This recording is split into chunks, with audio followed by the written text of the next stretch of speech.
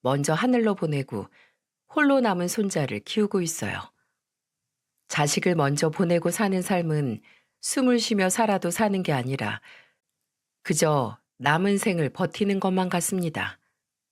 아마도 지금 제 곁에 손자를 보면서 힘을 내며 살고 있는 것 같아요. 초등학교를 다니고 있는 손자는 어릴 적 아들의 모습을 많이 닮아 있었습니다. 아직 어린 손자는 그 힘든 일을 겪고도 할머니, 할아버지를 걱정하느라 철이 일찍 든 것 같습니다. 제 아들도 장남이라 그런지 철이 일찍 들어서 늘 부모 먼저 생각하던 아들이었죠. 부전자전이라고 손자 크는 모습을 보면 꼭 어릴 적 아들이 떠오릅니다. 살 만큼 살아서 어지간한 일에는 눈 하나 깜짝 않는 저도 이렇게 힘든데 손자는 얼마나 힘들었을까요? 제 평생 단 한 번 시간을 돌릴 수 있다면 아들이 처음 결혼하겠다고 인사 왔을 때 그때로 돌아가고 싶습니다. 그때로 돌아간다면 소금을 뿌려서 인간의 탈을 쓴 악마 같은 며느리를 내쫓아낼 거예요. 옛말 틀린 거 하나도 없는 게 이래서 옛말에 집안에 사람이 잘 들어와야 된다는 말이 있었나 봅니다. 저는 처음부터 며느리의 행실이 마음에 안 들었어요.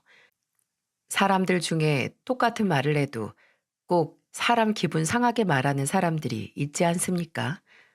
며느리가 딱 그런 사람이었어요. 저도 딸이 하나 있는데 제 딸이랑 가깝게 지내던 친구들 중에도 그런 사람 본 적이 없을 정도랍니다. 장남이었던 아들이 결혼하겠다고 어느 날 여자친구라면서 인사를 하러 왔어요. 그때 같이 있던 딸도 인상을 찌푸릴 정도였습니다. 아들과 며느리는 하는 일도 달랐는데 대체 어떻게 만났나 싶었어요. 아들은 일반 중소기업에서 일하는 평범한 직원이었고 며느리는 동사무소 공무원이었습니다. 요즘 공무원 며느리 1등 신부감이라고 하는데 이것도 사람 나름이에요. 아들이 처음 공무원으로 일하고 있는 여자친구 인사시켜준다고 고향에 온다고 했을 때 정말 잔뜩 기대를 했었습니다. 그래서 제 딸이랑 둘이 맛있는 저녁을 준비했죠. 그리고 시간에 맞춰 며느리와 아들이 도착했는데 며느리는 첫인상은 좋았어요. 며느리는 저희 식구들을 보고 수줍게 인사를 하더니 눈을 동그랗게 뜨고는 집안을 구석구석 살펴보는 겁니다. 그래서 저는 서울에서 살던 며느리가 시골집이 낯설어서 살펴보나 했어요. 저는 멀뚱하게 서서 집안을 보고 있는 며느리와 아들을 보고 주방으로 안내하며 말했습니다. 먼 길 오느라 피곤했을 텐데 이쪽으로 와서 밥부터 먹어요. 아들은 제 말에 며느리 손을 이끌어 식탁으로 가서 둘러앉았어요. 남편은 아들과 같이 온 며느리를 보면서 참하게 생겼다며 칭찬을 했습니다. 그렇게 다 같이 식구들 모여서 밥을 먹는데 며느리는 입맛에 안 맞는지 젓가락을 들고 반찬만 휘저기는 거예요. 그런데 다 같이 먹는 밥상에서 그러니까 온 가족이 왜 저러나 싶은 생각이 들 수밖에 없었죠. 그래서 저는 며느리를 보며 의아한 듯 물었어요. 내가 신경 쓴다고 썼는데 음식이 입맛에 안 맞아? 아니요. 제가 원래 서울에서 나고 자라서 그런지 시골 음식은 입에 잘 안 맞아서요. 그냥 정성 들어간 집밥이다 생각하고 조금이라도 먹어. 먼 길 온다고 저녁도 못 먹었다면서. 제가 알아서 먹을게요. 저는 너무 당황스러웠어요. 그때 딸은 그런 며느리의 행동을 보고 황당한 표정을 지었습니다. 아들은 그런 며느리의 태도에 당황한 목소리로 오는 길에 멀미를 해서 그런 거라며 둘러댔어요. 이때부터 저는 며느리가 미운 구석만 보이기 시작했습니다. 솔직히 말하면 예쁘게 볼 구석이 없었어요. 제가 대단하게 헌신하는 며느리를 바랬던 건 아니에요. 그저 내 아들이 좋다면 저희 부부도 흔쾌히 허락을 하려고 했습니다. 그런데 한번 무례한 태도를 보이기 시작한 며느리는 계속 일관된 태도를 보였어요. 밥을 다 먹고 이제야 대화를 해보려는데 정말 벽을 놓고 얘기하는 것 같았어요. 저는 며느리한테 궁금한 점을 물어봤습니다. 지금 나이가 몇이라고 했지? 저 지금 27살이요. 그래, 부모님도 서울에 계시나? 네.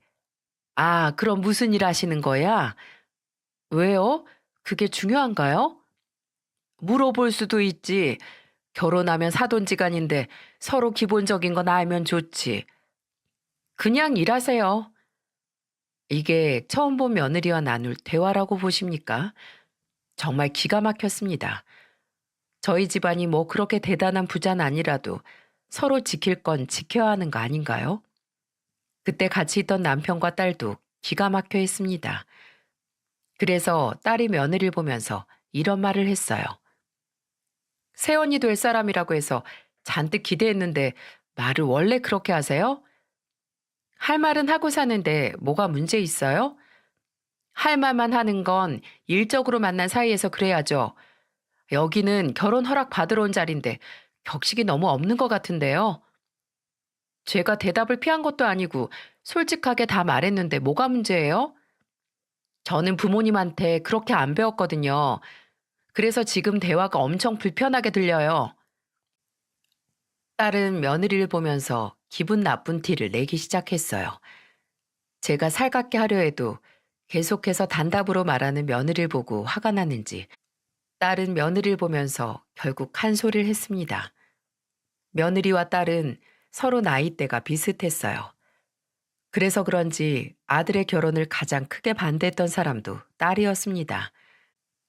저와 남편도 며느리를 그날 잠깐 보고 나서 아들한테 결혼 다시 생각해 보라고 할 정도였어요.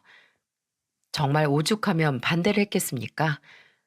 아들은 그날 딸과 며느리가 날이 선 대화를 하자 며느리가 멀미를 심하게 해서 몸이 안 좋은 것 같다고 서둘러 나가버렸어요. 그렇게 아들이 가고 나자 남은 가족들은 걱정이 많아졌어요. 남편도 아들이 집을 떠나고 나자 끊었던 담배를 마당에서 피우고 있었습니다. 잘 키운 아들이 어디서 저런 며느리를 데려왔다고 생각해 보세요. 정말 억장이 무너집니다. 딸도 집안에 사람 잘못 들어오면 큰일 난다고 무조건 반대를 해야 된다면서 말했어요. 남편과 저도 비슷한 생각이었고 저는 며칠 고민을 하다 아들한테 전화를 했습니다. 그리고는 걱정스러운 목소리로 말했어요. 현식아, 엄마야. 지금 바쁘니? 괜찮으면 엄마랑 통화 좀 하자. 네, 엄마. 무슨 일 있어요? 그게 나랑 네 아버지가 아무리 생각해봐도 걔는 영 아닌 것 같아. 어른한테 하는 것만 봐도 어떤 사람인지 딱 알겠더라. 안 그래도 다시 한번 뵈려고 했는데 그날 컨디션이 안 좋아서 그랬던 거예요. 아무리 그래도 그렇지. 나는 도무지 이해가 안 가. 여자가 공무원이면 좋기야 하다만 저런 애랑 살다가는 피 말라 죽겠다. 그렇진 않아요. 말은 저렇게 해도 속이 깊어요. 안 그래도 그때 인사 갔다가 그렇게 나온 거 마음에 걸린다고 했었어요. 눈으로 본 게 있는데 그 말을 어떻게 믿어? 네가 한번 잘 생각해봐. 저 고향에서 올라와서 서울에서 일할 때 너무 힘들어서 때려치고 내려가려고 할 때 옆에 있어준 사람이에요. 하루 이틀 만나고 결혼 결심한 게 아니니까 저 한번 믿어주세요. 그리고 조만간 다시 내려가서 인사 한번 제대로 할게요. 죄송해요. 아들은 제 말에도 아랑곳하지 않았어요. 제 아들은 경상도에 있다가 취업을 서울로 하게 되면서 상경했습니다. 처음에는 너무 힘들어했어요. 그렇게 신입사원 시절이 조금 지나고 소개로 며느리를 만나게 된 겁니다. 그러다 둘이 연애를 하게 됐고 아들이 힘들어하던 시기에 가족보다 가까운 곳에서 잘 챙겨주던 사람이었어요.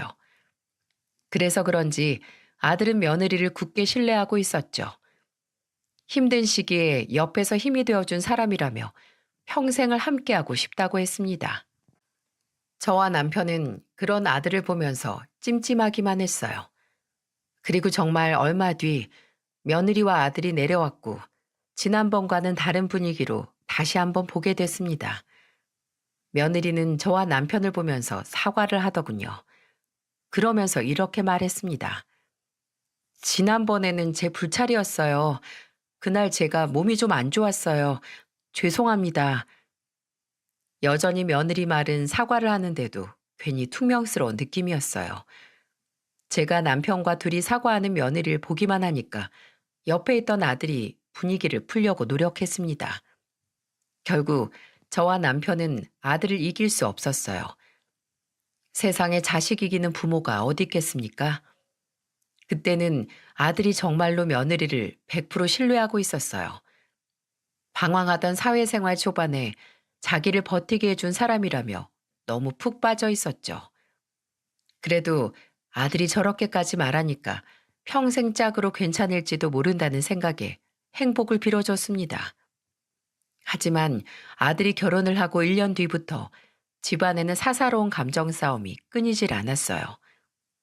아들과 며느리는 결혼 후 바로 아이가 생기면서 결혼 1년 만에 아들을 키우게 됐습니다. 원래 아들 결혼 전에는 가족들끼리 큰 소리 한번 오고 갔던 적이 없었죠. 제 남편 경상도 사람이어도 혼자서 가장이라며 가부장적으로 근엄한 사람도 아니었어요. 그래서 애들 어릴 때도 잘 놀아주는 그런 친구 같은 아빠였는데 남편이 처음으로 애들 앞에서 화를 냈던 적이 있었습니다. 바로 제 생일 때였어요. 그래서 그때 저와 남편은 손자도 볼 겸 서울로 갔죠.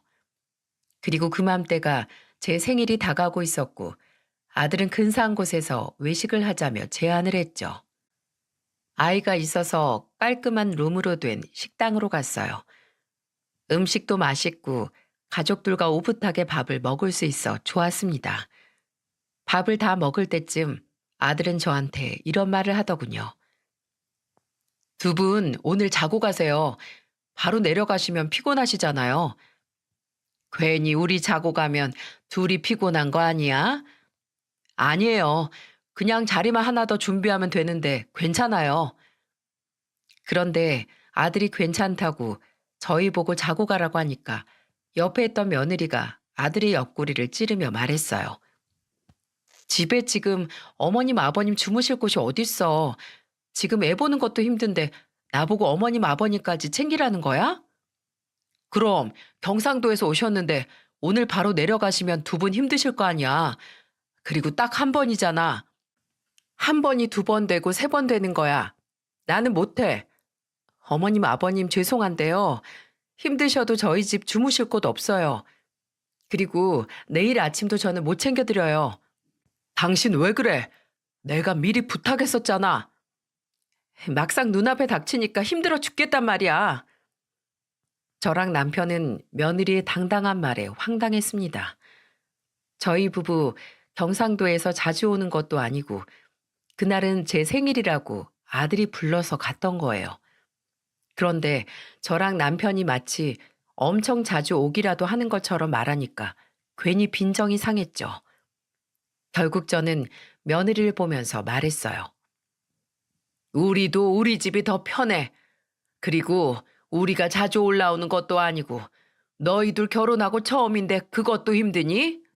그게 아니라 정말 요즘 애 보느라 제가 힘들어서 그래요. 네가 자고 가라고 바짓가랑이를 잡아도 자고 갈 생각 없었어. 나도 핏덩이 같은 애를 둘이나 키워봐서 얼마나 힘든지 다 알아. 그런데 너는 말을 꼭 그렇게밖에 못하니? 내가 네 집에 눌러 앉겠다는 것도 아니고 어른한테 말버릇이 그게 뭐야? 죄송해요. 힘들어서 저도 모르게 감정적이었어요. 며느리는 제가 호통을 치며 말하자 죄송하다며 사과를 했습니다. 그런데 며느리 표정은 여전히 화가 잔뜩 난 얼굴에 심통까지 나보였죠. 남편도 그런 며느리가 못마땅해서 찬물만 들이켰어요. 애초에 서울에서 자고 갈 생각도 없었던 저는 아들이 몇 번 권유해도 거절만 했었습니다. 그런데 며느리가 저렇게 말하니까 정말 기분이 안 좋았어요. 제가 못 갈 곳이라도 가는 겁니까? 제 아들이 어떻게 사나 볼 수도 있는 건데 너무 화가 났습니다. 그런데 기분 좋아야 할 제 생일에 사건은 이게 끝이 아니었어요. 바로 계산을 하다 남편이 버럭 화를 낸 일이었죠. 네 식구 밥 먹은 금액이 17만 원이 나왔고 아들은 자기가 산다면서 먼저 카드를 내밀었습니다.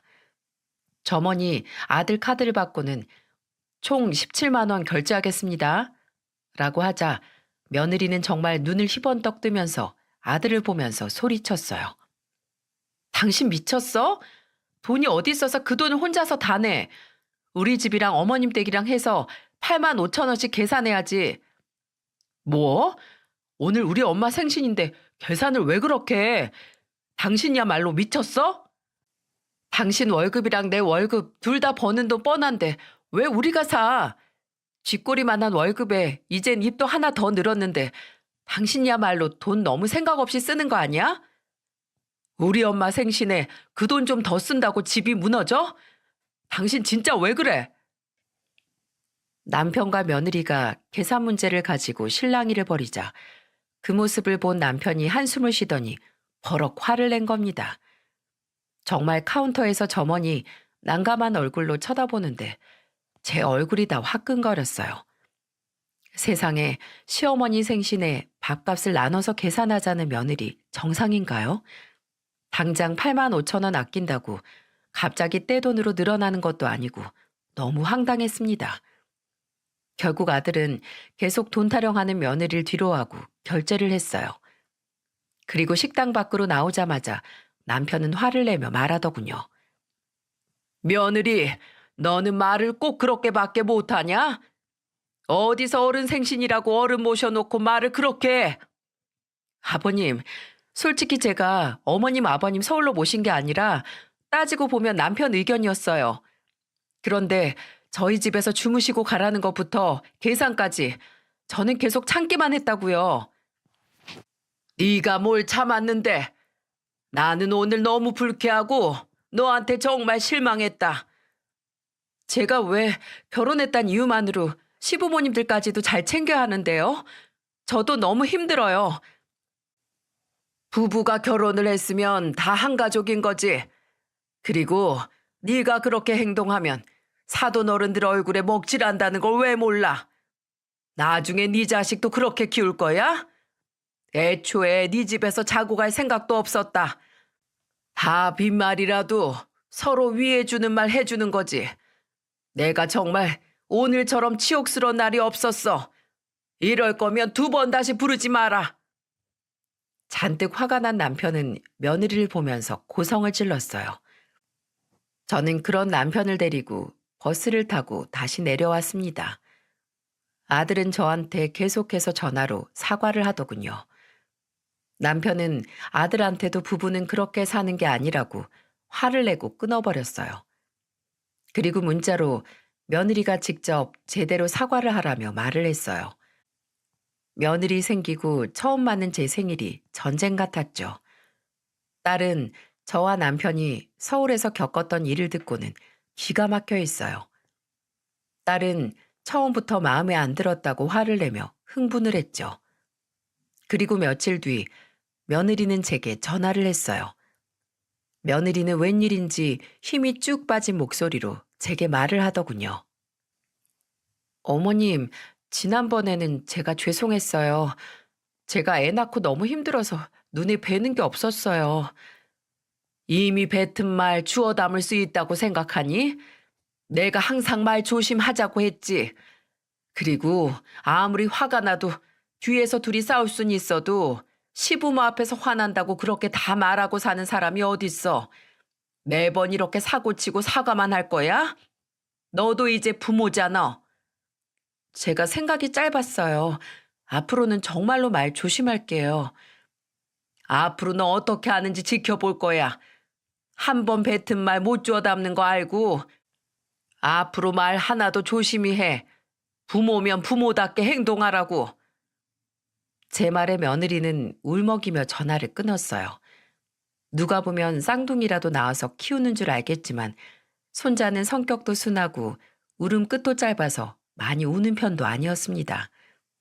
게다가 제 아들은 아들한테 정말 각별했고요.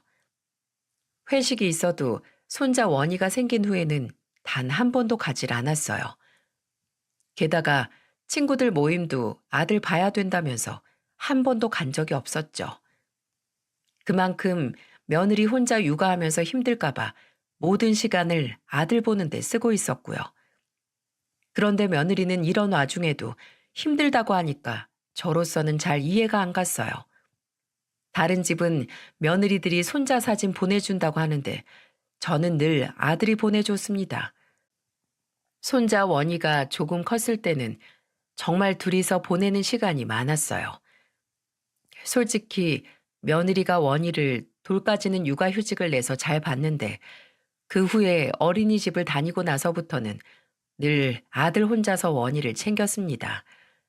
그래서 저는 혼자서 퇴근하고 원희 어린이집으로 가서 애를 데려오는 아들한테 이렇게 물어본 적이 있어요.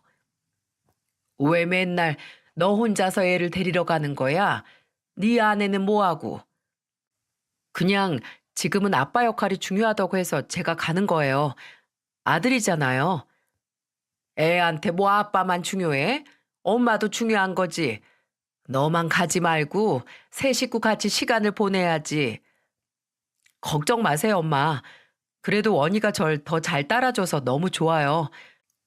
옛날에 아버지가 저 보면서 이런 마음이었을까 하는 생각도 들고요. 이래서 자식 낳아보라고 하나 봐요. 아들은 제 말에도 웃어넘겼어요. 그만큼 원희 일이라면 본인 일도 열일 제쳐두고 나서던 아들이었죠. 아무래도 부자지간이라 그런지 원희가 클수록 점점 더 돈독해졌어요. 그리고 원희가 유치원을 다닐 때는 이런 적도 있었답니다. 명절이라고 다 같이 내려왔었는데 남편이 장난으로 원희한테 이런 질문을 했어요. 원희야, 너는 엄마가 좋아, 아빠가 좋아? 나는 아빠가 좋아요. 무슨 고민도 없이 말해. 그렇게 말하면 엄마가 서운하겠다. 엄마는 내가 이렇게 말해도 나한테 관심 없어요. 엄마는 맨날 핸드폰만 하고 나랑은 말도 안 해요. 물어보면 엄마는 화내니까 아빠가 좋아요. 원희의 말에 온 가족이 놀랐었습니다. 아들도 갑작스러운 원희의 말에 해명을 하려고 노력했지만 이미 다 듣고 나니까 며느리가 애를 잘 안 보는구나 싶었어요. 그래도 며느리는 눈 하나 꿈쩍 안 했죠. 되려 일하면서 애 보는 게 보통 일이 아니라면서 체력이 좀 더 좋은 아들이 하는 게 더 잘 본다고 당당하게 말하더군요. 매번 저런 식이니 며느리가 믿음이 갔겠습니까? 저도 어느 정도 눈치를 챘던 게 일이 있어서 전화를 하면 며느리는 전화를 제대로 받았던 적이 없었어요. 매번 전화하면 밖이라서 통화를 못한다, 회식 중이다, 이런 식이었죠.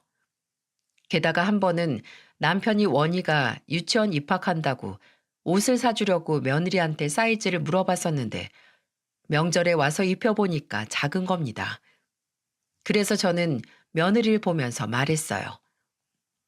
너는 어떻게 된 게 아들 옷 사이즈도 모르니? 엄마라고 그런 거 다 알아야겠어요? 저도 요즘 바빠요. 친구 만나러 다니시느라 바쁘겠지. 원희 유치원 무슨 반으로 가는진 알고 있어? 제가 알아봐야 남편이랑 가는 날이 더 많을 텐데 괜찮아요. 꼭 강 건너 불구경하듯이 원희 일에는 나 몰라였습니다. 남편도 저도 며느리가 탐탁지 않기는 마찬가지였어요. 제 딸도 결혼해서 자식을 낳아 키우고 있었는데 너무도 비교가 됐어요. 당장 제 딸이 아니라도 제 친구 며느리와도 한눈에 비교가 될 만큼 며느리는 원희한테 무관심했다고 생각합니다. 그래도 아들과 더 유대감도 쌓이고 잘 지내고 있으니까 다행이다 싶었어요. 그렇게 원희가 아빠를 더 잘 따르면서 쑥쑥 커가고 있었죠. 그러다 어느덧 세월은 흘러 원희가 초등학생이 되어 있었어요. 그런데 원희가 초등학교 입학하고 얼마 뒤 아들은 회사에서 큰 사고를 당했습니다. 회사 공장에 일이 있어서 갔다가 지게차 사고로 머리를 크게 다친 사고였죠. 정말 그때만 생각하면 아직도 등골이 오싹합니다. 서울 큰 병원으로 실려갔다는 말에 저는 남편과 허겁지겁 서울로 올라갔어요. 가보니까 이미 아들은 응급실에서 수차례 고비를 넘기고 있었고 겨우 일반 병실로 나올 수 있었어요. 하지만 머리를 다친 아들의 상태는 쉽게 좋아지지 않았어요. 몇 번의 고비를 넘기고서야 겨우 회복을 할 수 있었습니다.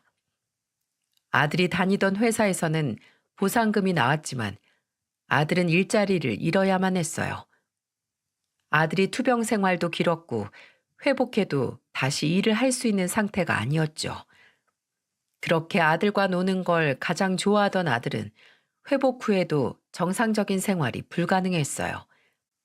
꽤 오랜 시간 병원 치료를 받았지만 소용이 없었죠. 결국 아들은 일용직을 전전하는 신세가 됐습니다. 그래도 아들은 걱정하는 저를 보면서 긍정적으로 말했어요. 엄마, 나 죽을 고비 넘기고 이렇게 깨어난 게 기적 같아요. 일용직이면 어때요? 그래도 이래서 처자식이랑 이렇게 살 수 있다는 게 저는 인생 2회차를 살게 된 것만 같아요. 그래, 아들. 다 생각하기 나름이야. 그러니까 긍정적으로 생각하고 가족 생각만 해. 그리고 힘든 일 있으면 꼭 엄마한테 전화해라. 알았지? 저는 아픈 아들 걱정으로 편히 자는 날이 없었어요. 그렇게 시간이 흘렀고 원희가 초등학교 3학년이 되던 해 그 해부터 저는 아들이 어딘가 이상하다는 걸 감지했습니다. 설에도 바쁘다고 못 온다더니 추석마저도 안 왔죠. 게다가 매년 5월 이맘때는 아들이 원희를 데리고 둘이 놀러 오기도 했는데 안 오는 거예요. 그래서 저는 무슨 일이 있나 싶어서 전화를 해봤는데 아들은 제게 이렇게 말하더군요. 급한 일이 생겼는데 그 일자리가 돈을 좀 많이 준다네. 그래서 내가 일하러 간다고 했어. 혹시 너 돈 필요하니? 급한 돈이면 이 엄마가 해줄 테니까 너무 무리하지 말어. 에이, 아니에요. 그냥 나도 가장인데 일해야지. 일용직인데 일을 가려 할 수 있겠어? 그냥 돈 된다고 하면 내가 다 하려고. 원희도 점점 크는데 내가 잘 벌어야지. 엄마가 너무 걱정이 돼서 그렇지. 설에도 일한다고 안 하는데 또 일 때문에 안 온다니까 내가 걱정이 돼서 그래. 그럼 추석에는 올 거야? 그전에라도 시간 되면 한번 와. 아니면 엄마가 올라갈까? 아니에요. 서울 복잡하고 오시기 힘든데 오지 마세요. 제가 조만간 원희 데리고 한번 갈게요. 아들은 조만간 온다는 말만 하고 전화를 끊었습니다. 하지만 아들은 꼭 오겠다는 전화를 한 뒤에도 좀처럼 고향에 내려오질 않았어요. 그래서 며느리한테 전화해봐도 며느리도 정말 통화 한 번 하기 어려웠습니다. 그러다 겨우 전화를 받아도 늘 바빠서 못 간다는 말 뿐이었어요. 지금 생각해도 기가 막힌 게 공무원이 무슨 대통령도 아니고 뭐가 그렇게 맨날 바빴는지 모르겠습니다. 그래도 아들이 고향에 오질 못하니까 원이랑 같이 영상통화를 자주 걸어줬어요. 그래서 정말 서울에 바쁜 일이 있구나 믿었습니다. 영상통화를 할 때 아들과 원희의 모습은 그대로였으니까요. 며느리 얼굴은 까먹을 정도로 못 봤지만 아들 덕분에 원희와 아들 얼굴은 전화 영상으로라도 자주 볼 수 있었어요. 이런 시간이 몇 년이나 흘렀죠. 그러다 아들네 식구를 못 본 지 1년쯤이 지났을 때 저는 꿈자리가 너무 뒤숭숭했어요. 잠을 자도 매번 음습한 꿈만 꾸고 깊이 잠이 들지 않고 잠을 설쳤습니다. 그러다 한 번은 아들한테 밤늦은 시간에 전화가 걸려왔어요. 저는 놀라서 얼른 아들 전화를 받았죠. 그런데 아들은 울먹거리면서 말했어요. 엄마 목소리 듣고 싶어서 전화했어요. 무슨 일이 있는 거야? 아니, 목소린 왜 그래? 그냥 오늘 좀 힘든 날이라서 그래요. 엄마가 보고 싶고 생각이 많이 나네요. 왜 그래? 몸 어디 아픈 거 아니고? 엄마가 당분간 올라가 있을까? 아니에요. 몸은 정말 괜찮아요. 새로 시작한 일이 잘 맞아요. 이번 명절엔 올 거지? 정말 보고 싶다, 우리 아들. 죄송해요, 엄마. 너무 바빠서요. 사는 게 바빠서 제가 못 갈 것 같아요. 왜? 그럼 엄마가 갈게. 어? 우리 아들 너무 보고 싶다. 엄마 사실 장인어른이랑 장모님 지금 저희 집에서 지내세요. 뭐? 같이 지낸다고? 갑자기 왜? 제가 바쁘니까 집안일도 도와주시고 원희도 잘 봐주세요. 그리고 저 정말 잘 챙겨주시고요. 사위라고 걱정되시니까 오셔서 밥도 챙겨주시고 저 정말 잘 지내고 있어요. 그래도 괜찮겠어? 같이 지내는 게 힘들 텐데. 그리고 이런 얘기를 왜 이제야 해? 장인 장모님도 부모님인데 같이 모실 수 있는 거죠. 그래, 네 마음도 이해하는데 나는 네가 힘들까 봐 그렇지. 무슨 일 있는 건 아니지? 아무 일도 없어요. 곧 제가 원이랑 한번 내려갈게요. 그때 저는 아들 전화에 괜히 불안했어요. 그래서 남편과 이런저런 얘기를 했고 남편이 아들과 통화를 했죠. 아들은 남편한테도 곧 고향 내려갈 테니까 서울로 오지 말라는 말만 했어요. 계속해서 아무 일도 없다는 말만 되풀이하는데 저와 남편이 딱히 할 수 있는 게 없었어요. 그리고 아들이 원이랑 같이 영상통화를 자주 해주니까 정말 아무 일이 없는 줄로만 믿었죠. 그렇게 아들네 식구를 못 보고 산 지 2년이 흘러 있었습니다. 그러다 정말 날벼락 같은 소식이 들렸어요.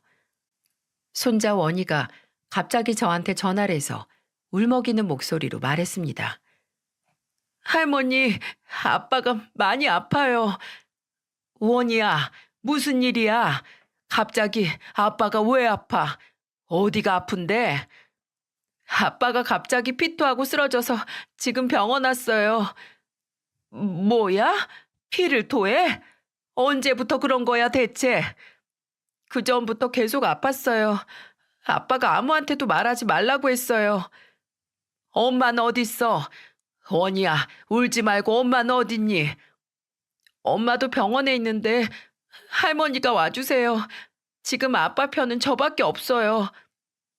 아빠 편이 왜 너밖에 없어? 그건 또 무슨 말이야? 할머니가 갈 테니까 울지 마, 원이야. 우선 네 핸드폰 손에 꽉 쥐고 잃어버리지 말고 가지고 있어. 저는 원희의 전화에 기겁을 했습니다. 그리고 떨리는 손으로 남편을 불렀고 저는 딸의 차를 타고 서울로 올라갔어요.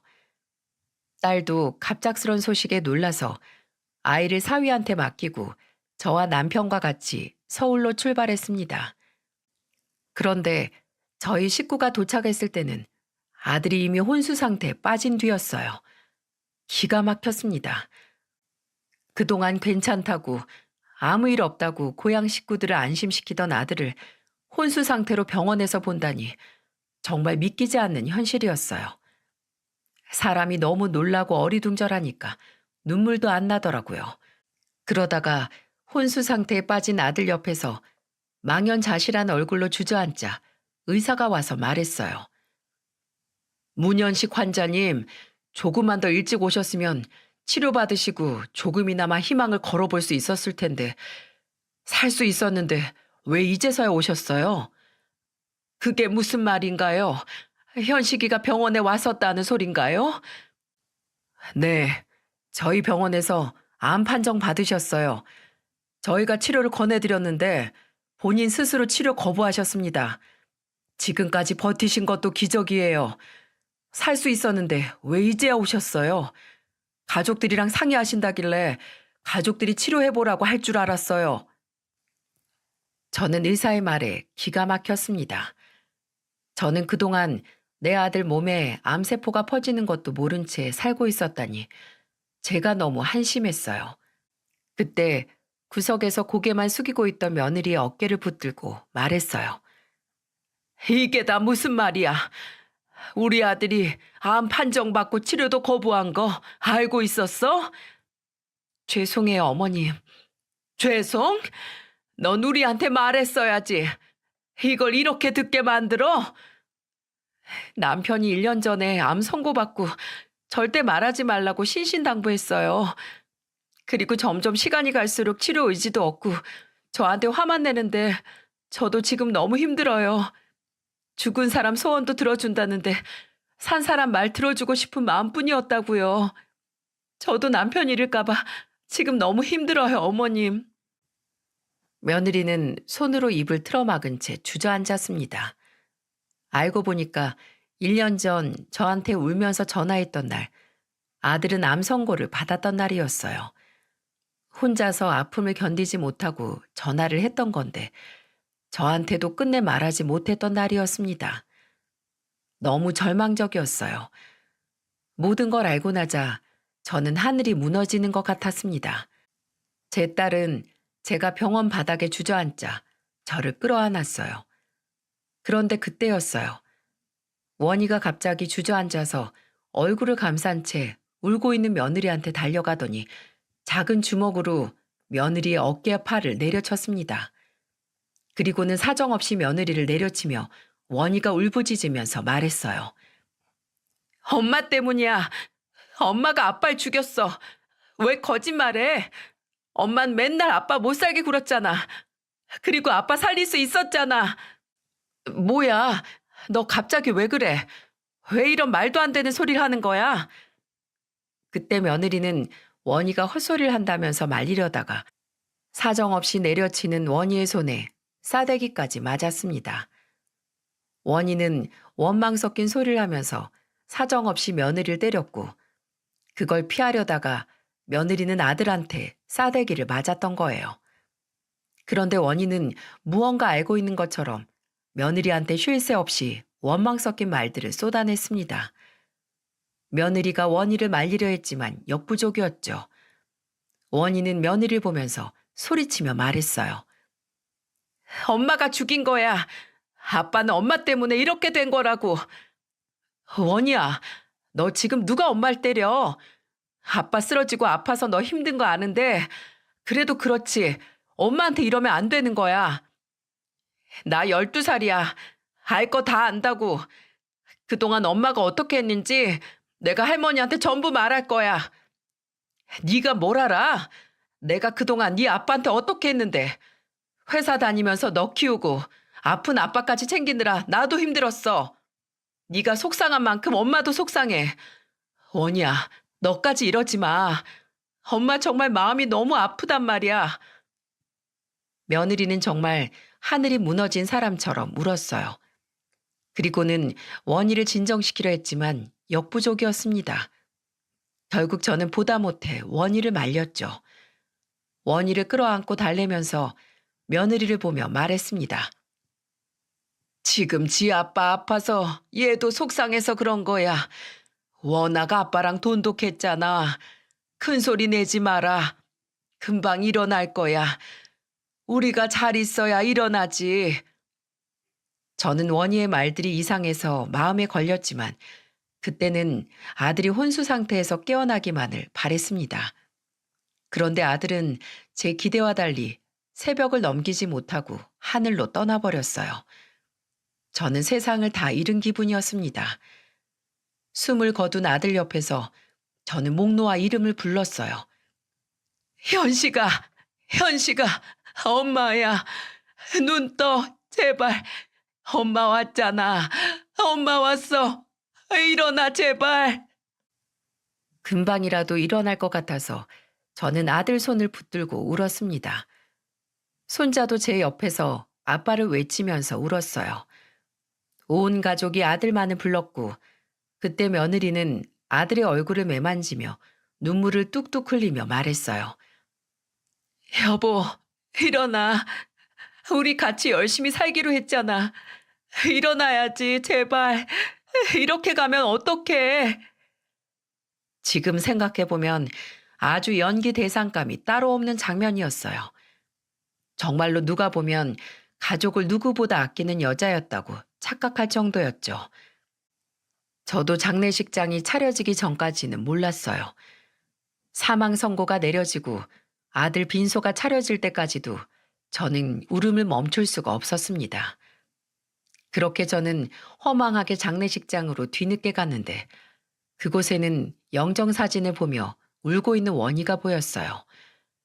그제야 저는 아까 원희가 하던 말이 떠올랐죠. 원희는 울다 말고 저를 보고는 결심한 듯 말했어요. 할머니, 저 모든 걸 다 알고 있어요. 엄마 믿지 마세요. 저랑 잠깐 얘기 좀 해요.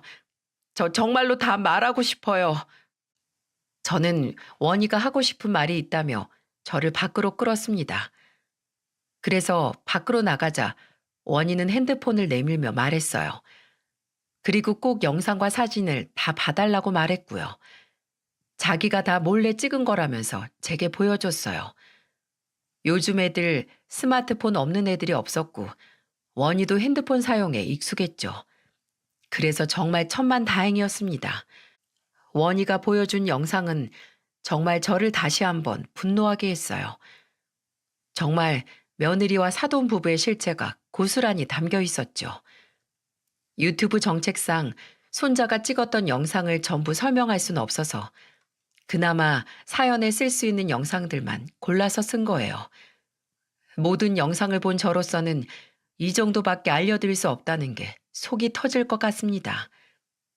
영상 중 하나는 아들이 방에서 쉬다가 배가 아픈 듯 배를 움켜쥐고 벽에 기댄 채 걸어 나오고 있었어요. 그리고 거실에서는 사돈 부부와 며느리가 고기를 먹고 있었고요. 아들은 며느리를 보며 애원하듯 말했어요. 여보, 나 진통제 좀 줘. 진짜 귀찮게 한다. 그런 거 좀 당신이 챙겨 먹어. 아예 한 입에 다 털어 넣던지. 지금 우리 식구들 밥 먹는 거 안 보여? 며느리는 아파서 말도 제대로 못하는 아들을 보며 쌀쌀맞게 말하고 있었습니다. 근데 더 기가 막힌 건 안사돈이 제 아들을 보면서 더럽다는 듯이 말했어요. 자네, 내가 밥 먹을 땐 방에서 나오지 말라고 했지. 밥맛 떨어진다고. 자네가 나오면 집안에서 이상한 냄새가 나서 못 살겠다니까. 씻고 다녀 좀. 더러워 죽겠네 진짜. 아픈 게 유세야? 자네 지금 아프다고 유세 떠는 거야? 온 가족이 다 아픈 사람 눈치 보고 벌벌 기어야 속이 시원해? 그래서 내가 호스피스 병원으로 가라고 했잖아. 왜 고집을 부려? 하긴 그것도 돈이 있어야 가지. 어휴, 한심해. 이미 그 악마 같은 인간들은 아들 병세가 악화되고 있다는 걸 알고 있었어요. 그런데 그런 아들을 보면서 저런 식으로 했다니까 기가 막혔죠. 아들은 알고 보니까 자기가 치료를 받아도 살 확률이 얼마 되지 않으니까 치료비를 생각해서 치료를 포기했던 거예요. 이런 말도 병원 의사나 간호사를 통해 알게 된 사실이었고요. 끝까지 남은 가족들 생각해서 치료도 포기했던 아들은 악마 같은 가족들한테 둘러싸여 인간만도 못한 대접을 받았던 거예요. 아무리 건강보험이 있어도 보험 하나 제대로 없던 아들은 치료비가 걱정돼서 결국 치료를 포기했습니다. 또 다른 영상에는 며느리의 지독한 면도 찍혀 있었어요. 손자는 거실 한 구석에 핸드폰을 두고 바닥을 기어다니는 자기 아빠를 붙들고 며느리를 보며 말했어요. 엄마, 아빠랑 병원 좀 가자. 아빠 잘 걷지도 못하잖아. 야, 네 아빠 보험도 하나 없어. 지금 가면 병원비가 얼마나 비싼 줄이나 알아? 그래도 아빠 살려야지. 이렇게 아파하는데 언제까지 이렇게 지내? 시끄러워. 꼭 지 아빠 닮아가지고 하는 짓도 속 터지게 하네. 보험 다 해지했는데 어쩌라는 거야. 죽을 사람은 죽으면 끝인데 우린 살아야 될 거 아니야. 쬐깐하게 뭘 한다고 엄마한테 대들긴. 너도 네 아빠 따라가. 아주 확 다 사라져버려. 아빠 데리고 할머니한테 갈 거야. 아주 너 가기만 해. 너 머리 싹 다 밀어서 방에 가둬버릴 거야. 너 할머니한테 전화하면 네 아빠 그나마 먹는 약도 안 줄 거야. 그러길 바래? 엄마 잘못했어. 나 말 안 할게. 아빠 약이라도 좀 줘. 내가 공부도 하고 말도 잘 들을게. 너무 충격적이었어요. 친아들한테 아픈 아빠를 따라가라니 정말 엄마가 이게 할 소린가요? 그리고 손자는 저한테 말하려고 해봤지만 며느리가 정말로 그나마 주던 약도 안 줄까봐 겁을 먹고 저한테 전화 한 통 못했던 겁니다. 게다가 며느리는 자기 보험은 다 가입해두고 아들 보험은 모조리 다 해지를 해둔 상태였어요. 매달 나가는 보험료가 부담된다고 해지를 했던 거였죠. 그러니 아들이 병원비 무서워서 병원을 못 간 거예요. 건강보험 하나 믿고 긴 투병 생활을 견딜 자신이 없었던 겁니다. 정말 이런 사람이 공무원이라고 일하고 있는 것도 화가 났어요. 저는 모든 사실을 듣고 나니까 치가 떨려서 화가 났습니다. 손자는 이런 사실을 알리고 싶어서 휴대폰 촬영을 이리저리 배워서 열심히 찍어뒀던 거예요. 아마 손자가 없었다면 저는 까맣게 몰랐겠죠. 저는 모든 사실을 보고 더 이상 장례식장에 며느리를 두고 볼 수 없었어요. 너무 가증스러워서 쫓아내고 싶었어요. 이런 영상을 찍겠다고 고민하며 가슴 아팠을 원희를 떠올리니까 정말 참을 수가 없더군요. 저는 장례식장 안으로 들어가 육개장 그릇을 들어서 사돈 부부 머리에 찌그러 버렸어요. 그러자 당황한 사돈은 저를 보며 말했습니다. 아유, 이게 뭐야? 이것들아, 언제까지 날 속일 수 있을 거라 생각했어. 어떻게 내 아들한테 그럴 수가 있어? 사위잖아. 어떻게 사위한테 그럴 수가 있어? 그런 짓을 하고도 뻔뻔하게 여길 찾아와? 여기가 어디라고 와? 이 여자가 정신 나갔나? 아픈 아들 데리고 있어 준 게 누군데 은혜도 모르고 이러는 거야? 은혜? 지금 은혜라고 했어? 이 왼수 같은 것들아. 내가 호랑이 굴에 내 새끼 넣어놓고 살았던 거 생각하면 아직도 속이 뒤집혀. 나가. 당장 나가. 저를 보면서 뚫린 입이라고 막 짓거리는 안사돈 머리채를 잡아 흔들었습니다. 그리고 그때 며느리가 와서 저를 뜯어말리면서 말했어요. 지금 미쳤어요? 아니 우리 엄마한테 왜 그러세요? 너 잘 걸렸다. 너도 이리 와. 내가 오늘 다 가만 안 둘 거야. 진짜 무식하게 왜 그래요? 이게 진짜 아까부터 온 가족이 뚫린 입이라고 못하는 말이 없어. 생각 없이 사는 게 니네 가족 내력이냐? 며느리 머리채까지 전 양손에 쥐고 흔들었어요. 그야말로 장례식장이 초토화가 됐습니다. 아마 주변에서 안 말렸으면 셋 중 하나는 병원에 실려갔을 거예요. 결국 세 사람은 나란히 장례식장에서 쫓겨났고 모든 사실을 알게 된 가족들이 처참한 심경으로 장례식을 마무리했습니다. 모든 장례가 끝나고 저는 경찰에 신고를 했어요. 그리고 엄청 처벌을 해달라면서 동네 주민들한테 탄원서를 받기 시작했죠. 손자는 장례가 끝난 후 제 옆에서 떨어지질 않았어요. 며느리가 무서워서 한시도 제 곁을 떠나지 않았죠. 그래서 저는 손자 손을 붙들고 탄원서를 돌리기 시작했습니다. 안녕하세요. 탄원서 좀 부탁드려요. 제발 도와주세요. 이웃 주민들은 모든 사실을 듣고 안타까워하면서 탄원서를 써줬어요. 그래서 저는 손자가 찍어둔 영상과 같이 전부 제출했습니다. 그리고 긴 싸움 끝에 며느리는 1년 실형을 받았고 사돈 부부는 집행유예를 받았어요.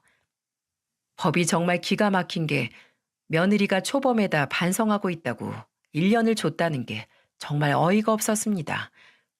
게다가 같이 가담한 사돈 부부는 집행유예였어요. 결국 며느리는 공무원도 불명예 파면당하고 징역살이를 하고 있습니다. 그렇게 길고 긴 악마 같은 인연이 끊어졌어요.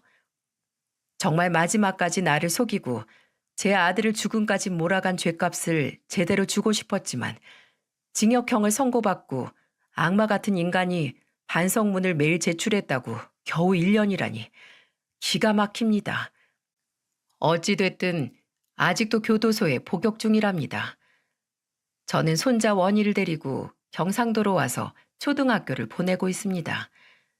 손자는 시골에 오고 나서부터는 울지도 않아요. 아마 할머니, 할아버지 눈치를 보는 것 같아서 마음이 아픕니다. 어린애가 벌써 철이 들어서 힘들어도 힘든 내색이 없네요. 저는 아들이 남긴 유일한 핏줄인 원희를 잘 키우려고 합니다. 부족함 없이 전부 해주려고 노력 중이에요. 세상에 절대 겪지 말아야 될 일을 겪은 노인네가 이제는 세상에 무서울 게 없습니다. 이제는 손자 하나 보고 살고 있어요. 자식 먼저 앞세운 부모로서 제가 손자를 잘 키울 수 있을지 모르겠습니다. 자신은 없지만 그래도 제 지난 날을 반성하고 잘 살아볼게요. 부모는 알둔 새 같다는 말이 있지 않습니까? 늘 자식의 신변을 걱정하며 전전긍긍하며 살게 된다는데 이제는 먼저 간 아들이 편안해졌을지 걱정이 됩니다. 제가 손자를 잘 키우고 있어야 아들도 하늘에서 잘 쉴 수 있을 것 같네요. 이제는 이 세상에 없지만 손자를 키우며 미안한 마음 덜어보려 합니다. 이렇게 사연을 쓴 것도 떠난 아들 생각이 나서 쓰게 됐어요. 가족이 힘들어 보일 때 괜찮다는 말을 믿지 말고 서로 얼굴 한번 보면서 따뜻한 위로 건네보는 건 어떠실까요? 살아보니까 아무리 바빠도 가족 얼굴 한번 보는 게 그리 어려운 일이 아니더군요. 제 후회 가득한 지난 날들 보면서 부디 다른 분들은 가정이 평안하길 바라겠습니다.